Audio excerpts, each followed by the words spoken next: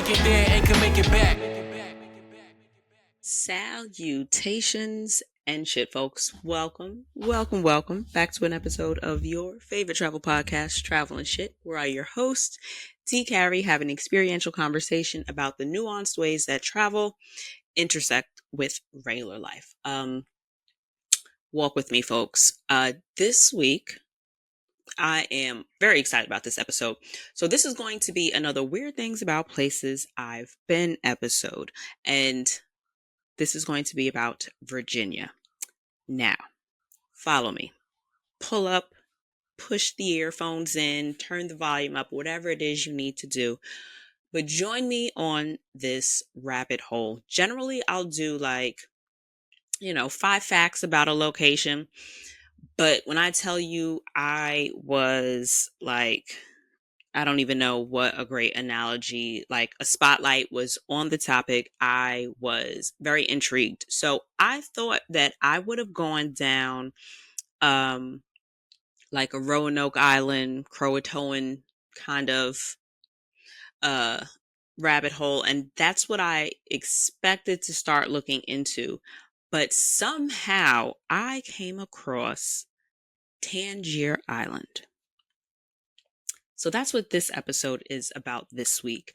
The little, I don't even want to say like hidden or secret, but there are so many really freaking interesting histories and stories about places that we've all been. And I would love if you would use this episode as an example or as inspiration, if you will, to follow life's curiosities, dig into things that you're a little interested in. Oh, speaking of, new water bottle. I am a very simple girl, and I've been trying to drink more water. And for me, that included a new cup. So new cup, new merch on the website. You can go to travelandshippodcast.com and just click on shop at the top of the page. If you too are interested in the water bottle, comes in a couple extra colors.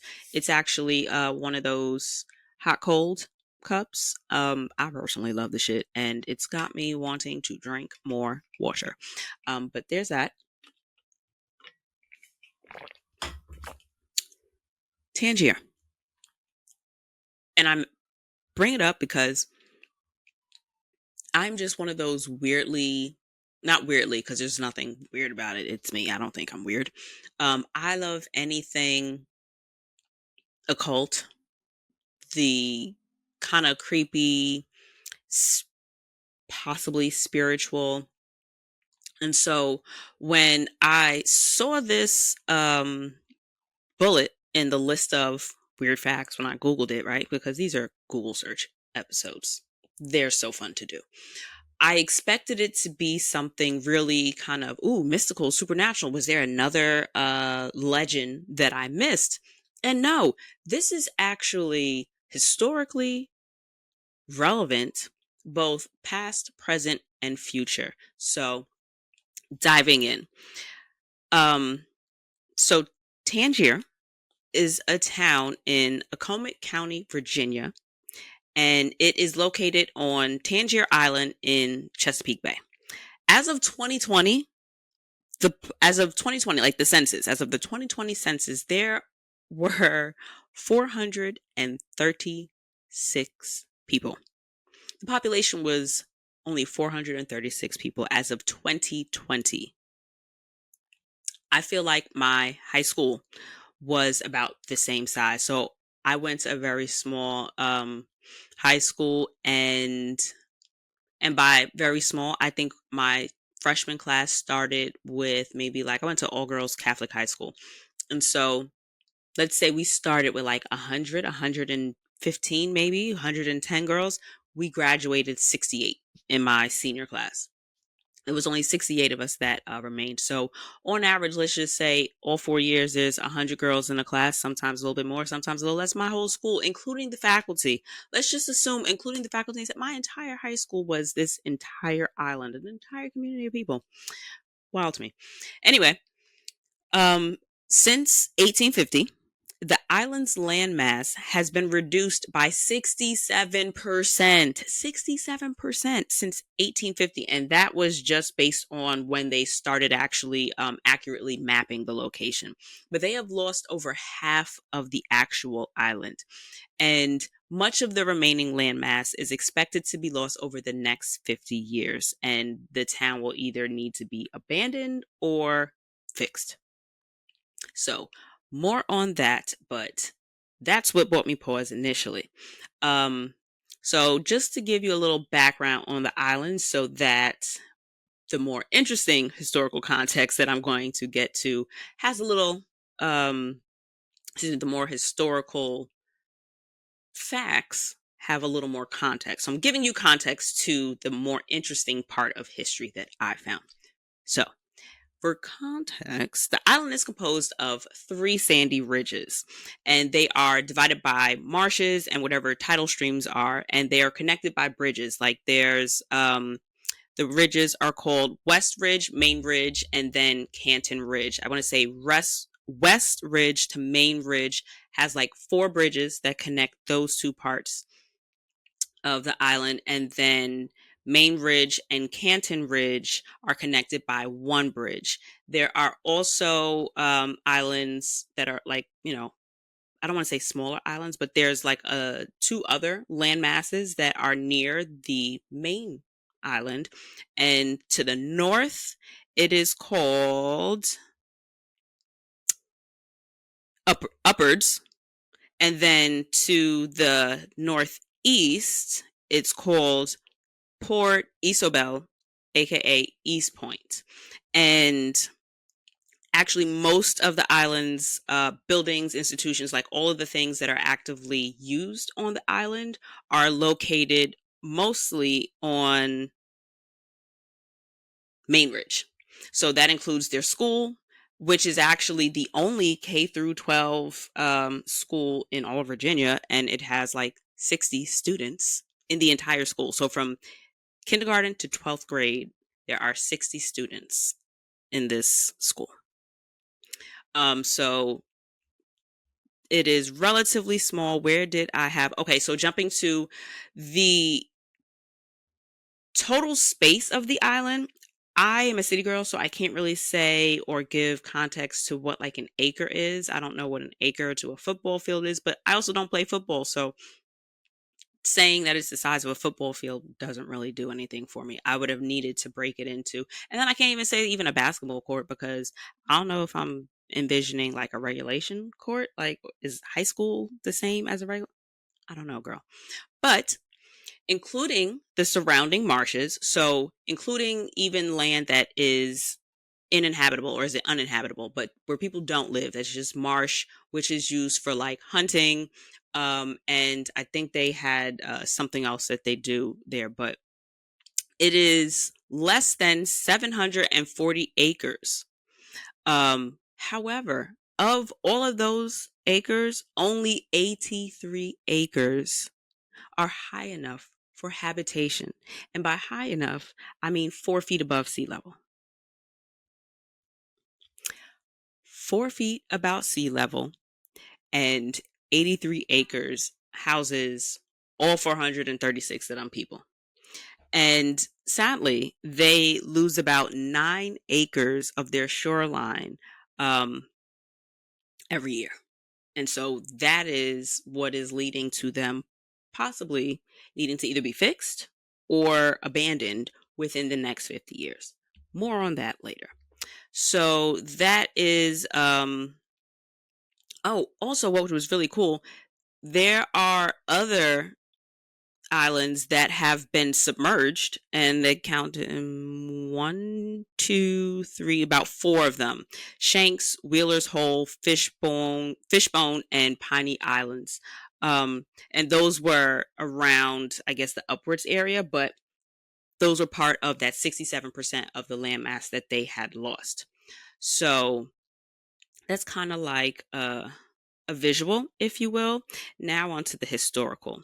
Initially, it is believed to have been used just for fishing and hunting grounds by indigenous peoples because they found artifacts there that are in line with certain tribes that were in the area.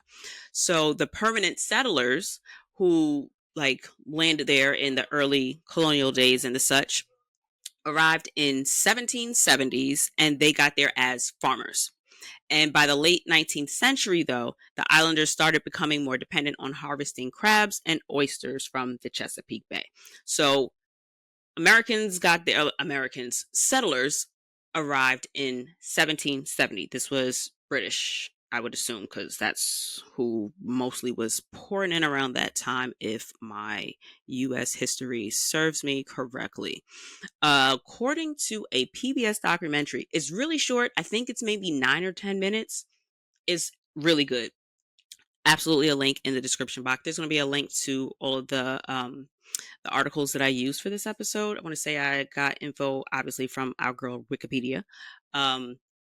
Wiki, there was that YouTube video that I'm about to reference, and National Park Service had really good information about the island as well. They actually also, teachers, if you're interested, they also have like a full lesson plan on there. I'm nobody's teacher, but it looks as if it's designed for you to implement into your lesson plan. I guess already done for you, if that's the thing.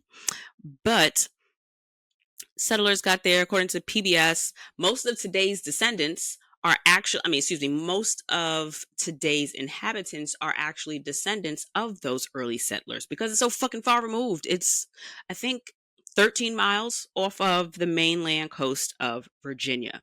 So the like common names on the island are Crockett, Pruitt, Thomas, Marshall, and Parks, to name a few. I wasn't sure if I was going to bring it up, but there are only 436 people on the island.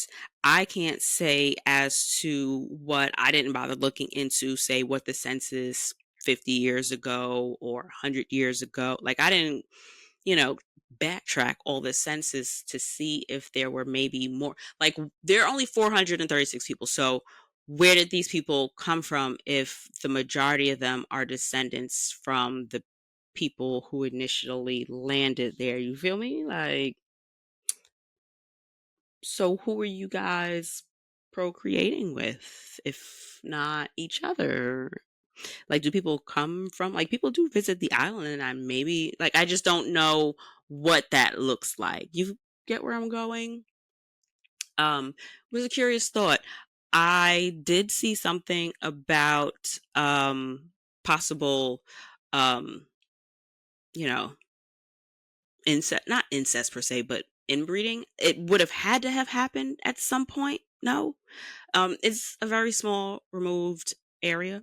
Didn't take that side quest during this rabbit holing, but I am going to say it came up. It was a curious thing to note, but made sense in the larger context, if you will. So while the island's inhabitants are white, so I want to say 97.7% of the inhabitants are white. I think there are 2 Asians and maybe 7 people who are of mixed race. It didn't distinguish what they were, but 97% of them niggas is white. So they're white. However, there was a very significant piece of Black history that occurred on the island, and this is what really pulled me in and got me really curious about this place. During the War of 1812, around 1,000 enslaved Americans actually gained their freedom by escaping to Tangier Island. So the British built a fort, Fort Albion, and it isn't like new, if you will. Well, first of all, when an enslaved person reached let me see. Here we go. Considered free British citizens as soon as they set foot on British soil, which included forts and vessels, as slavery was illegal in all British territories, those enslaved people were considered free British citizens. Like, that was it. And the new recruits remained neither American nor enslaved in the eyes of the British. So some slaves either decided to join the British, and they had the option to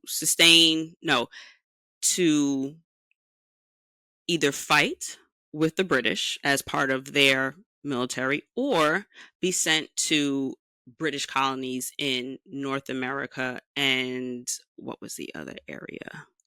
North America and the Indies. Turns out North America was Canada because we went down a little, took a little pause, side quest. Where in North America would the British have properties if they were already fighting the colonists? Like during this era, like War of Independence had already happened.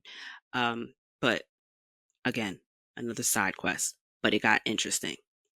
I personally love history, and travel is so much more than vacation, right? Like, I don't know about you guys, but oftentimes there will be things of historical interest that happen that make me curious about going to visit these sites in real life. One of my big fails, and I think I may have done this episode already as a weird things about places that I've been. I'm pretty sure I've mentioned before Rome. We talked about Rome and the Roman Empire and all things Rome so fucking much in high school, right? But I didn't retain any of that information. So by the time I got to Rome, I also wasn't really interested in looking any of it up to see what all I wanted to go visit while I was there. And then I ended up doing like a big historical deep dive after I got back, like out of curiosity. Like, I wonder if a random building I saw was anything important, or I said I would loop back to something and see why there were so many people taking pictures of it. And then I ended up being reminded of like so much Roman history and just historical uh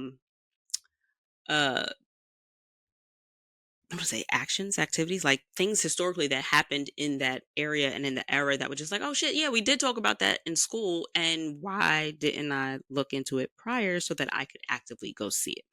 But yes, let this episode be another reminder to look into some of the historical things that happen in places, especially in your own area. Like, I live in these United States of America. So plenty of historical precedent to look into when you are visiting a location. So during that war, plenty of enslaved, and by plenty I mean around 1,000, enslaved people gained their freedom by escaping to that fort. And one of the things that I noted here, some slaves stole boats or canoes and met British troops directly. Others started fires to get the attention of British soldiers for rescue. And like I said, some of them took up arms as part of an act of offense, and others simply took the opportunity to just be, you know, released from slavery. And they were, let's see, there was a formalized policy in April of 1814 with a proclamation offering the choice of either entering His Majesty's sea or land forces or by being sent as a free settler to the British possessions in North America and in the West Indies. And that was so freaking cool to me. Um, Unfortunately, though, well, not unfortunately, because the war didn't last long.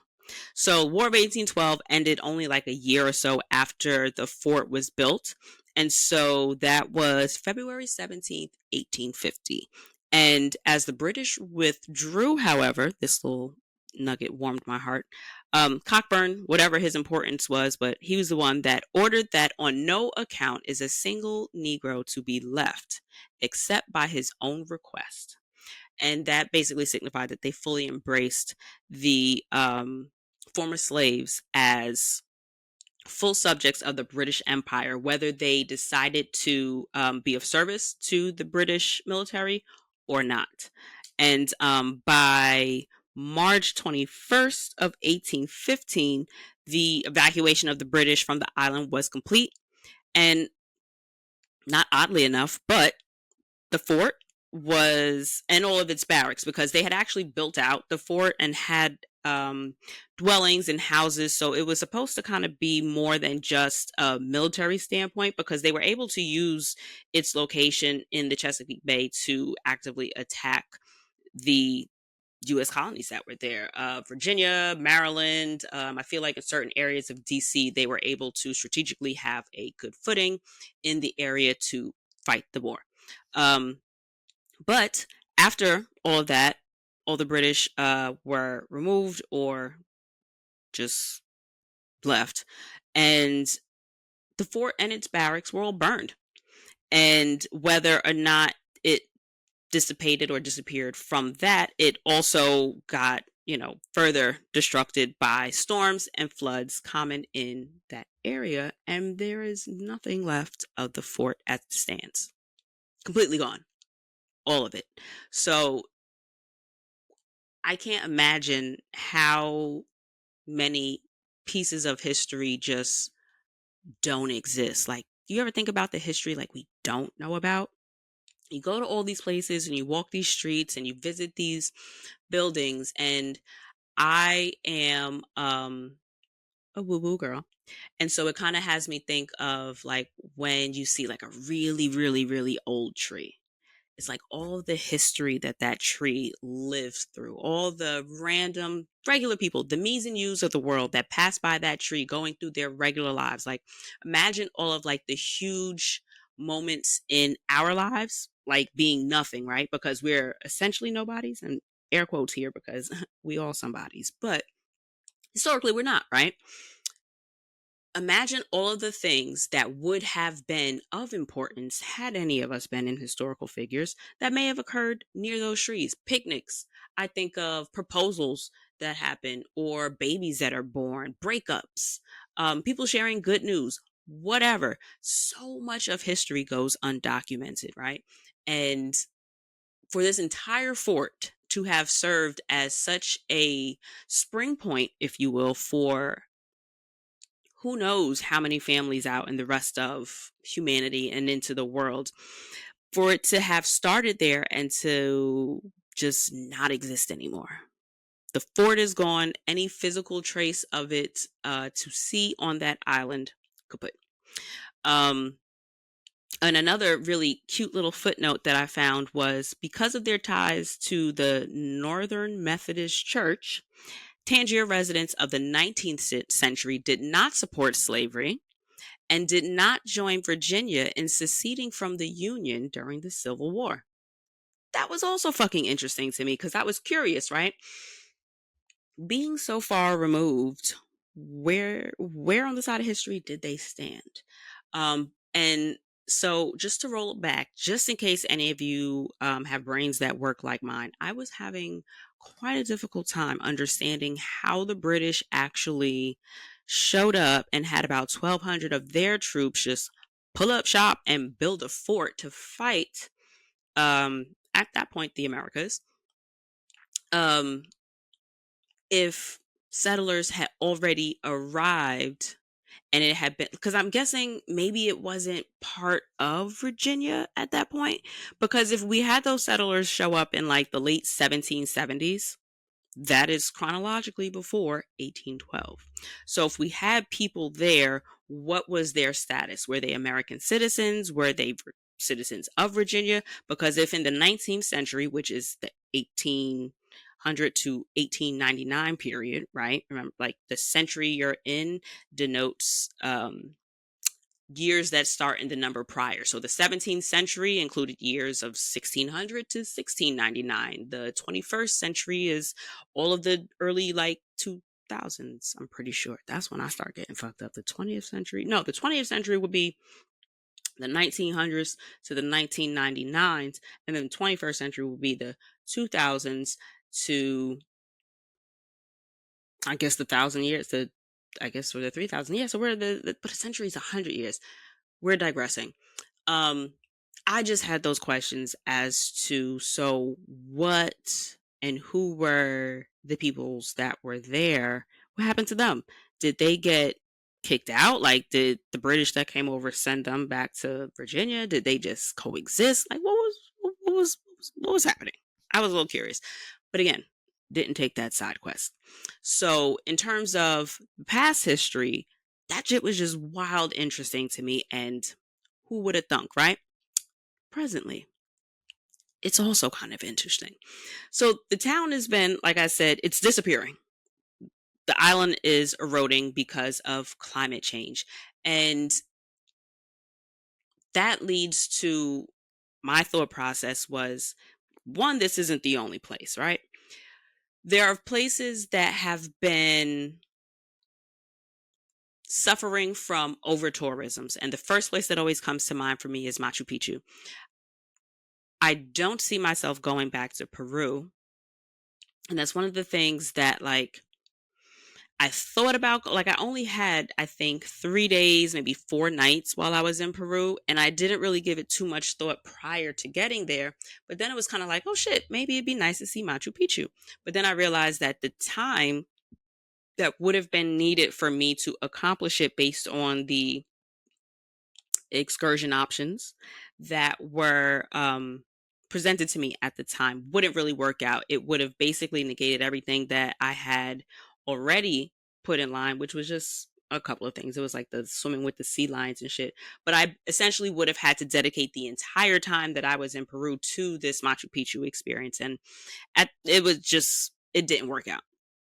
And then a couple of maybe months or years later, I learned that Machu Picchu might actually, I don't know if it's still their plan, but they might be closing to tourists because of so much over tourism. Like, the trails are eroding. It's becoming, I guess, unsafe, or it's just becoming a process or an experience that may not necessarily be continued for much longer. There are other places that I've come along from different articles and, you know, different random audio bites and shit, that there are other places that, oh, I did an episode a while back. I'll see if I can look it up and drop that one down here in the description box. But there was an episode that I had done about over tourism, I want to say. And there were some countries that were changing the rules, or wanted to change and put legislation in place that said only certain types of people could come in. Like, you had to make a certain amount of money, or whatever the other things. I'm gonna look for that episode and drop that down there. But that one was also something that came to mind when I was getting to the part about the town just disappearing. Like, this isn't the only place that is no longer going to be able to be sustained as it stands, right? So the town has been talking with political representatives for decades to get protection for the island in the form of whatever jetties are or seawalls. And that's what I meant by it either has to be saved or it's going to be abandoned. So they are raising money for that fund. And in 2017, CNN aired a story about Tangier that featured the town's mayor, James W. Eskridge, and he's actually a very prominent voice in that PBS, I guess, mini doc. It's 10 minutes, but the YouTube video, it's actually a PBS mini doc. Um, he's one of the primary voices in that. And President, well, felon, former president, Donald Trump, called that man personally to assure him that the town would survive, but offered no concrete, like, timeline or what does it say? Offered no concrete form of relief or financial aid. So put that out there. So in that video, of course, the mayor is just, oh yeah, I love Trump, and there are only 400 and change of them. So yes, currently, so the Methodists of what did I say, like the 1800s, 1700s, 1900s or so, but they didn't believe in slavery. But I don't know, I'm hard pressed to believe that a Trump supporter would stand on that same side of history. I don't know. It doesn't feel like it. It doesn't feel like it. Now, I'm not saying that all Trump supporters would support slavery. It's a numbers game, right? I just can't believe that that would be true. However, of the people that would support slavery, I am pretty certain that the vast majority of them, outside of personal reasons, would probably politically align with Trump, right? Again, another side quest we're not going to go down since we are already on this rabbit hole. However, This is not some forgotten, unheard of island that no one is like.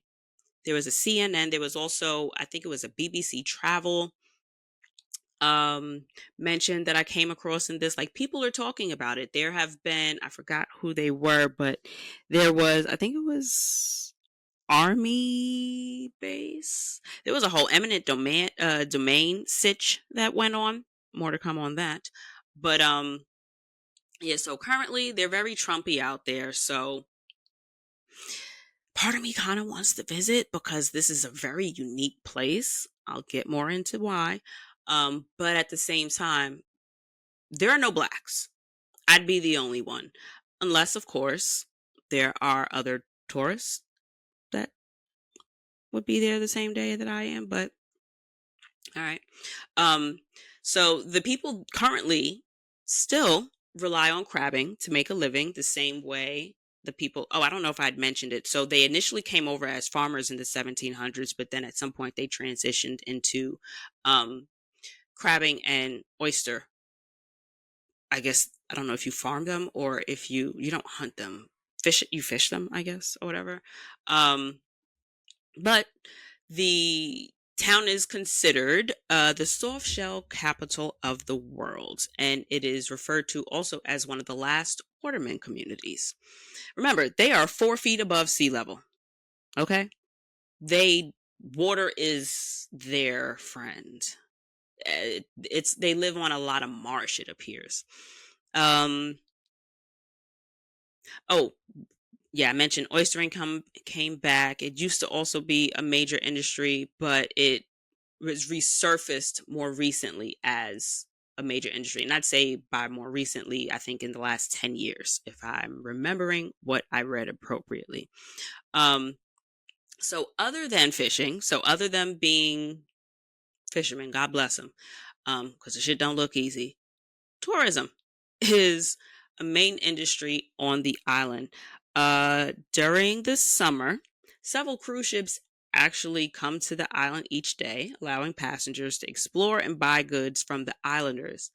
I was wondering, like, so like they gotta do maybe like Airbnbs because I can't see building a hotel or anything just for tourists when I can't necessarily see this being like a very highly traffic tourist area. Tickle me wrong. Two bed and breakfasts. However, I'm thinking that that's just like two of the larger homes that somebody lives in and just has a bunch of spare rooms. And so like they still live there themselves, but it's also bed and breakfast. But what do I know? Um, so they do have two bed and breakfasts that can accommodate a limited number of overnight guests. And there are several restaurants and gift shops for the tourist trade. They also have an ice cream shop and a hardware store. Of the gift shops, there are four gift shops. I don't know what could be available at shop 1 that's not available at shop C, but again, what do I know? But there's also a historical museum and an interpretive cultural center. Cute. The only way off the island is to either fly or boat. Again, they are about 13 miles, I want to say, from the mainland coast of Virginia, from the Chesapeake Bay, because that extends, I want to say, beyond Virginia.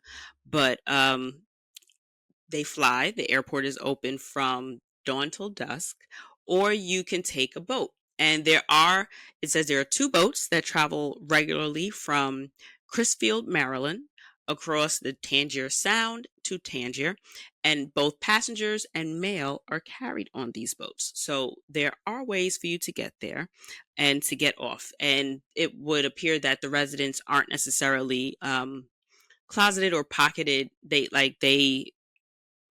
visit the mainland, like they don't have to stay there. They Some of the residents outfit golf carts because there really aren't many cars. Some have trucks and cars, but over for the most part, like it's what do you call it, golf carts. So some of them outfit those carts with passenger trailers to offer historical tours of the island for tourists. The roads are only wide enough for two golf carts, And islanders and tourists will often use those golf carts, but also boats, mopeds, and bikes. Some people do have trucks and cars, which makes sense because if you're hauling a ton of shit from, I guess, gift shop 1 to gift shop C, or if you need some heavy shit from the hardware store to repair something on your house, you're not going to put it on your back and ride your bike home. So somebody got a car. I mentioned earlier there's only one K through 12 school on the island. It has 60 students and it is the only K through 12 in Virginia. And I mentioned the racial makeup of the town. Um, but the median age is 54.6 years old. It was, yeah, two, and the, I guess you could say, the remaining like 2.1% that isn't white, it's chuckleable. 2 Asian residents, don't know what type of Asian, and 7 residents who were actually 2 or more races. So not just, biracial angels, but possibly tri-racial, but mixed folks. So what was really interesting about this, in terms of not just having historical context and just, I'm going to get into some random wiki facts after this, but to tie in the whole historical context of it all is for the future, right? Consider this isn't the only land that will be affected by climate change. New York. New York City is an island. Um think about like the Florida Keys. Like I feel like Outer Banks in North Carolina might be a bunch of islands, archipelagos and the such. At some point, if we don't destroy the country or the globe first, also a possibility, unfortunately. But other land masses can potentially face the same outcome as what we're seeing here in Tangier. So, what the country decides to do in terms of like, do we invest in it? Do we put money into it? I think I saw some place where it was going to be like $34 million to, because one of the part of what some investigation or some research that was done into it included, I think, sandbarging or land barging or something that basically just, I guess, packs land. Just you add sand, dirt. I don't know, but there is a way to preserve it, but it's wildly expensive. So I can't necessarily think that the tax revenue that would come from this island would be able to, for example, New York City. The world isn't going to let anything happen to New York City. So I'm not worried about what happens to New York necessarily. Not to the extent that I'm not worried because I live here and I do live not that far from the fucking ocean, right? However, it would be wild, right?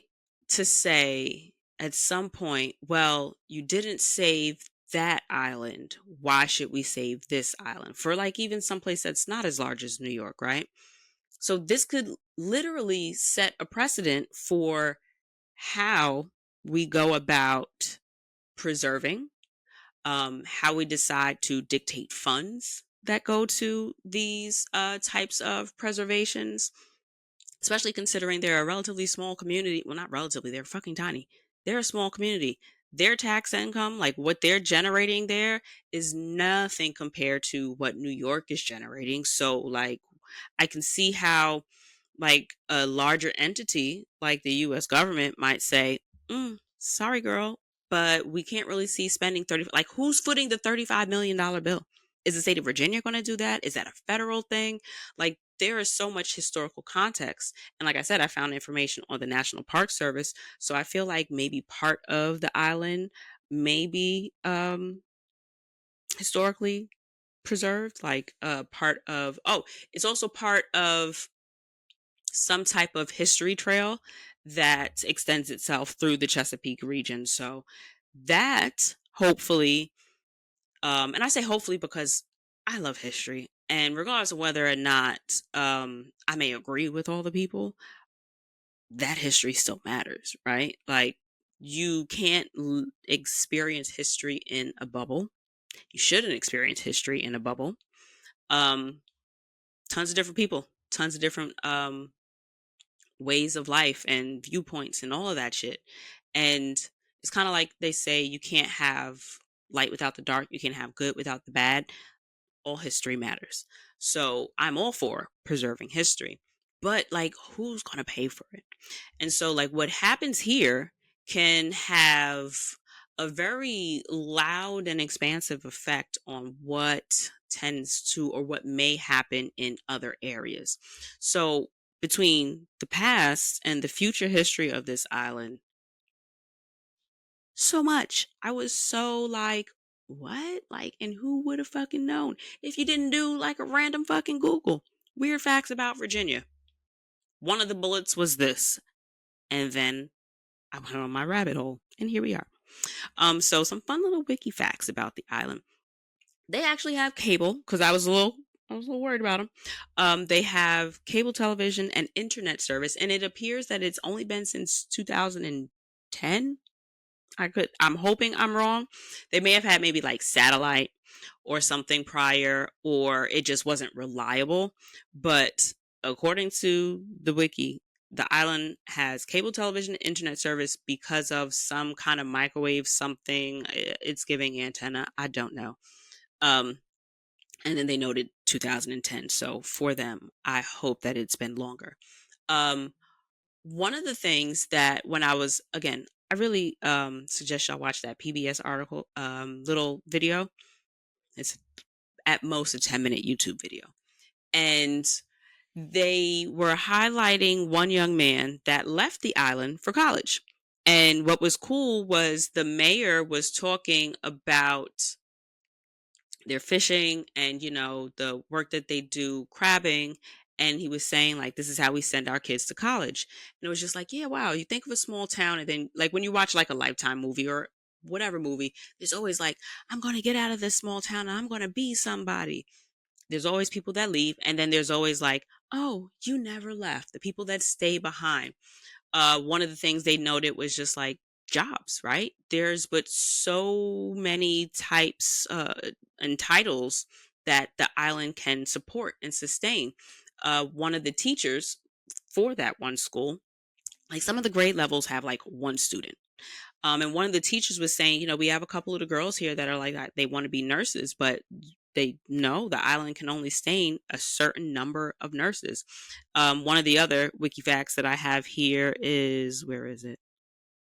One physician assistant and a number of registered nurses live on the island. So if you know, like the max is 5 nurses and one PA, um, and you want to be a nurse, you just can't stay employed. You won't be employed there because the island just can't sustain that. Where's the money coming from, right? Also, in that video, they were saying for the boys, for the young men or whatever, fishing is basically it. Like, that's the industry. And so, if you're with it, if that's your jam, you become generally generationally. The mayor was saying his daddy was a crabber, his granddad, his daddy's daddy, and his daddy's daddy's daddy. Like, he came from generations of crabbers. And so, like, if you're into that and you want to do it, cool, cool. But if not, you leave. Or even if you're into it, but there just aren't job opportunities there for you, you go someplace else. So there was one young man that had left and gone to college, and he had mentioned wanting to come back, but wasn't sure if he'd be able to. And he wanted to pursue journalism and photography.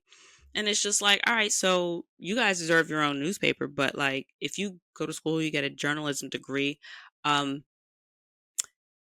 the type of person that I would assume would be interested in that is someone who would be very curious as to larger implications to issues and really want to be able to just burrow in and find out whys and ask a ton of questions and just figure things out, right? But it could be very limiting in such a small community. Those communities also deserve journalists, and I'm certain that they're, maybe that kid, he said he mentioned like wanting to go back. He's absolutely a great photographer. They showcase some beautiful photos. So shout out to that young man. Wish him the best and hope he finds success in whatever it is he decides that he wants to pursue. But the opportunities there just yikes. They have one operational power plant, but it's used mainly for emergencies. They actually get their electric from the mainland, and where was it? I didn't put that click, but it's like a 13-mile underwater cable that's connected to the mainland that gets them their power. Wild to me, like anything could fucking happen, right? For various reasons, both historical and practical, burials are sometimes located in the yards of houses. There are also churchyard cemeteries at each of the island's churches. About that, I was curious as to how they buried people there if they're only 4 feet above sea level. I know Louisiana. Well, I don't know if all Louisiana, but NOLA has crypts, and I don't know, somebody feel free to correct me if I am wrong, but I feel like all of their dead are buried above ground. Not even buried. They are housed, if you will. But so I don't know how they're burying people on the island, yard or not. Uh, there was a little photo, and I think there were like some tombstones, and they were just traditionally on the as traditionally for much as I know, outside of, islands. I even feel like even in Martinique, the tour guide was telling me that at least where we were on the island, they were in crypts for that very same reason because of the proximity to sea level. But again, for various reasons, burials are done the way they're done. Another thing that was interesting about this, it's a fucking dry city. Like it's dry. There's no alcohol. There was a local ordinance that prohibited the sale of alcohol, making the island dry. In 1999, the Tangier Town Council blocked, catch this, a Kevin Costner film from filming. It was Message in a Bottle because they objected to the script's drinking, profanity, and sex. Um, wow. Wow. But they don't sell alcohol there. I'm curious as to what their stats on drug use are, what their like you can't sell alcohol there, but plenty of people go to the mainland, I'm sure. Are you allowed to bring it back? I don't know because making the island dry was in air quotes. Dry was in air quotes. So I don't know how that. Also, if you have tourists there, no, not necessarily the case because I feel like you can go to plenty of other countries but we're American. And I feel like Americans are just weird in that sense where certain things like that just wouldn't fly. Because I know you can go to different countries, and if alcohol ain't their thing, it's not their thing, and then you can't imbibe. It is what it is, right? Um, for each their own. Oh, here was the part about the army. In the 1960s, the United States Army took over portions of Tangier Island via eminent domain, forcing some residents to move to mainland Virginia in Exmoor so that they can conduct missile testing. I don't know how long that stayed. I don't know if those people ever came back, but eminent domain. I know I personally don't hear about it often, but it happened here. This was one of the more fun rabbit holes that I'd been on recently. There was so much like information about this island, and it is quite entertaining to me. I cannot remind you guys enough. Travel is so much more than vacation. You don't have to leave your house to travel. We are traveling here together now. We are traveling down the road of what the fuck. This is right here I don't say like at our fingertips, it's at our doorstep. I've been to Virginia dozens of times and this has never come up. And I've actually been to the Chesapeake. Like my cousin lived in like I think she's still nope. I They're definitely not in Chesapeake anymore, I don't think. But I'm for the past maybe like 15 years, I feel like they were technically in the Chesapeake area. So I've been there quite a few times. And I can't say that this is something that I was familiar with. So travel is so much more than vacation, guys. Lean into life's curiosities. If you think something is interesting, look it up, Google it. I'm not saying you have to do a peer-reviewed research paper on it, but Google like weird things about X place that you've been to. Google weird things about places that you've lived. Look into things and tickle your brain. Find out what little weird little facts are out there. And you never know where it'll take you. You never know what it'll open your eyes to. And you never know what little piece of information will spark the next big change. For you, that is. I'm not saying necessarily change the world, but feel free to change yourself. Change the way you think about things. Change the way you perceive things. The way you can visit a new location and come home and say, well, damn, I didn't even know I was this. I didn't know I was a bird watcher. We went to Joshua Tree. We spent hours just watching fucking birds. It was a great fucking time. You never know until you give it a shot. Google something. See where it takes you. Hope y'all enjoyed this week's episode and can't wait to see where we go next week. Bye, y'all.